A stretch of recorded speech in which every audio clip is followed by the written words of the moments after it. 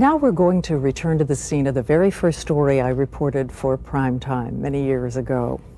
We were tracking the murder of a 16-year-old girl who was a street kid in Portland, and while we were there, we met a number of runaway teenagers who shared the victim's lonely life.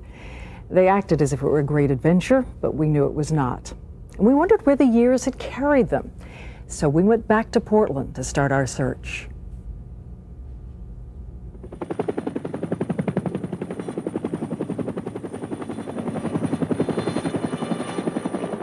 It's been 9 years since we dropped down behind the Portland skyline, onto the streets and into the shadow world of runaway kids. In 1989, this was one of the country's largest communities of nomadic children. That year, 1,000 of them, spending the nights in squalid shacks, doing drugs. An independent republic of prostitution, danger, and we now know, regret. I told myself, oh, I'm running away to find myself. I'm running away to be free. You know, it was all very young and naive of me to even think that. There were 5 kids in particular who lingered in memory, who made us wonder what futures were written in their faces. The wistful 14-year-old who called himself Frog, a troubled kid who said he was beaten at home, but told us someday he'd have a real family and a future that would be very different. What do you want for yourself later on? Good income, good place to live, family, nice family that I ain't gonna beat up on. There was a tough guy, a 16-year-old drug dealer called Spinks. Drug dealing I call work. Okay, that's work. There was a spirited girl named Shay Silver, full of big talk. If you've been down here, you know where you're coming from. You know where you're going, and you ain't gonna let nobody stop you. And Tiffany, the 14-year-old who was drifting into prostitution and didn't seem to have much of a shot at survival. Tell me a little bit about yourself. What are you like? Well, I'm very naive. And finally, a girl I saw only briefly once in the park. She told us she had come to join her sister on the streets, but added something that stopped us cold. My sister was killed. They found her in April. What had she been doing? Prostituting, smoking crack, ripping people off. And yet you're still out here? Yeah. What's the matter with you? You're still out here. You don't have a choice. Why don't you change it? There's nothing the matter with it. It's hard to leave when you can't find the door. Roxanne Hatfield then, Roxanne Hatfield now.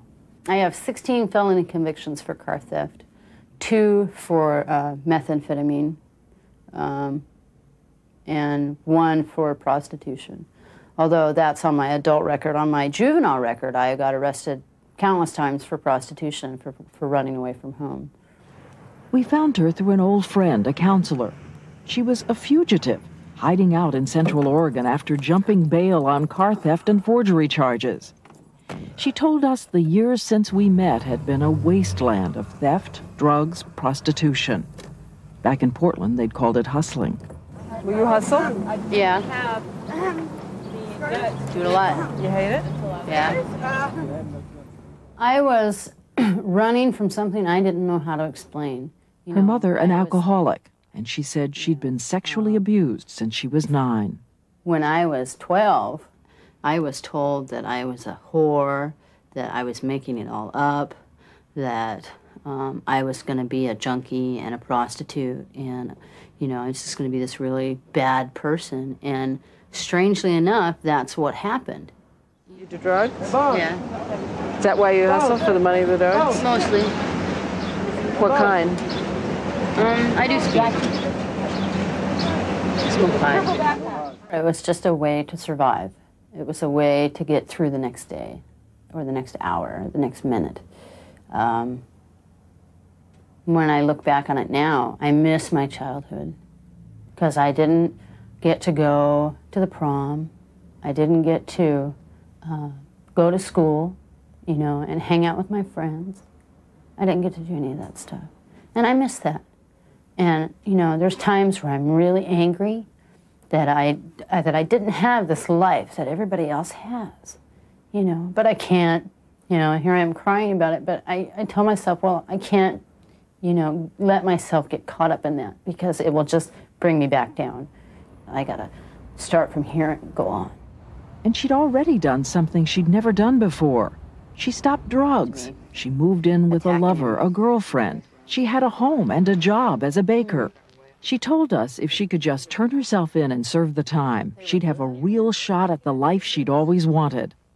But as she said 9 years ago, sometimes it's hard to find the door. Just 3 months after this interview, we heard Roxanne was back on the street in a dangerous tailspin of prostitution and drugs. Next, we set out to find that tough-talking entrepreneur, the 16-year-old drug dealer, Spinks. How much do you think that's? Is that about 15 cents? That's 16, yeah. 16, 15? Most people call the streets a place for kids to hang around and make problems. I call the streets my home. For several weeks, we searched law enforcement records, driver's license records, and wrote countless letters. We knew his real name was Frank Edwards. We didn't know how completely his teenage bravado would disappear. I've never been arrested for having drugs. Okay, I've had the drugs on me when they've searched me, but they haven't found them yet. I'm Frank Edwards, and I live in jail right now. Frank Edwards now, age 23. Over the years, in and out of jail for a series of petty crimes. We found him serving 6 months for driving without a license. The defeated reality at the end of all those adolescent expectations. Here. Happy? Yeah. Okay. I was proud to be there. I felt comfortable there. I thought I was just the coolest thing in the world. It was an illusion. Then I'm sure I felt 100% that I was doing the right thing and that everybody else was full of it. And now it's a reverse situation. What I did then is what got me here. It's not a whole hell of a lot I haven't done, really. Go and get a guy and ask him out on a date or something like that, and then take him up the road somewhere and beat the shit out of him and get his money in his wallet. I'm ashamed of what I've done, the things that I've done in the past. I wish I could take them all back. There's no way to balance the scales. There's nothing that I've done that would even come close to balancing it out. We did finally get more of his story. Like Roxanne's, his childhood was bleak. He says he never knew his mother, and his father was a drifter. And he told us that tough street kid had secretly just wanted a real family, a real dad. Yet he had abandoned the 3 kids he fathered when he was a teenager. I wouldn't know how to explain to them why I haven't been there in the last 4 years. Like Roxanne, Frank told us he wanted to begin again with his girlfriend and her kids. He swore that when he got out of jail in a month, he would move as far away from Oregon as he could to see if this time the sweet, ordinary things other people had were within his grasp. I just want my own house. I want to come home from work every day and sit on my couch next to my wife and watch TV. And I picture this. All I see is, you know, smiling and being happy. I've been out here since I was 7.5 years old. And what about the girl who talked nonstop when we first met her? Unlike the others, she was a middle-class kid, her parents still living together. And we weren't sure we believed the story Shay Silver told us about why she'd run away. Started running away, and then once I turned 15, I told them I was gay, and they said, goodbye. We ain't gonna deal with that no more. The homosexuality turned out to be true. But we learned that her real problem had been she just didn't fit in with suburban kids her age.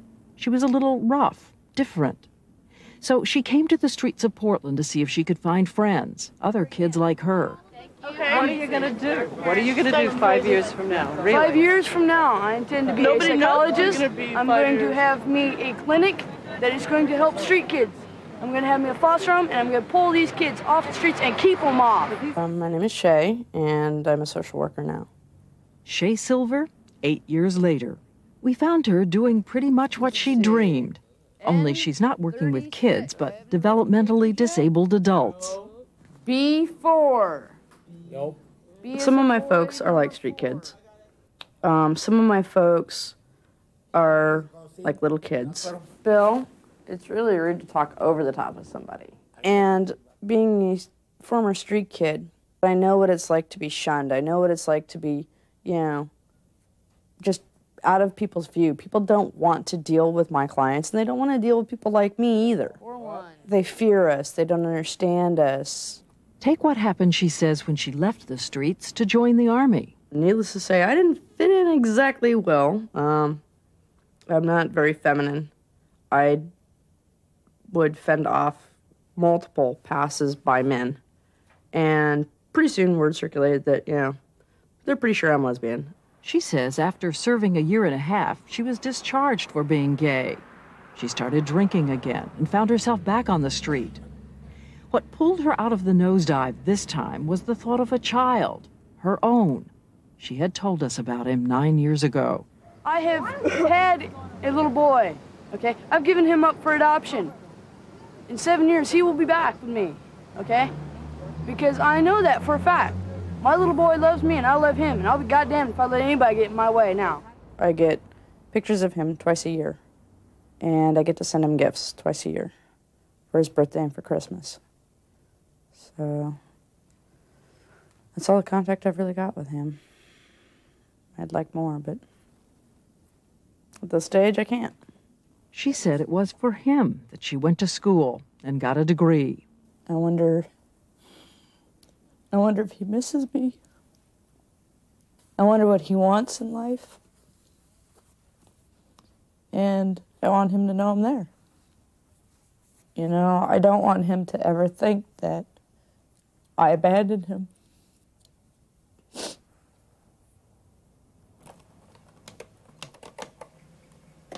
And she has something else she says she'd like to share with him. An apartment, a home. To not have a home is not to have yourself. You know, there's no stability in your life. There's no center. There's no place to ground. There's nothing to call your own. Everything you have, you carry on your back if you have anything at all. I'll work myself into the ground before I let this go. You know, I'll work around the clock, 7 days a week, forever. If that's what it takes, that's what I'll do. One who has made it, two still looking for the way. I have nothing to do here but think, and I think I probably spend most every day wondering why how I went wrong and why. I always knew that there was something better for me, but I just don't really know how to get there, I guess. And all of them still haunted by fear. My fear is that I'm going to lose everything again and that I'll be back on the streets and not knowing what to do. A big worry that I'll fail, that I won't be able to do it, or I won't be able to do right by my family. If I lose everything I've worked for again, I don't know if I can make it back. In a moment, the final search for the two youngest kids. We encounter a surprise.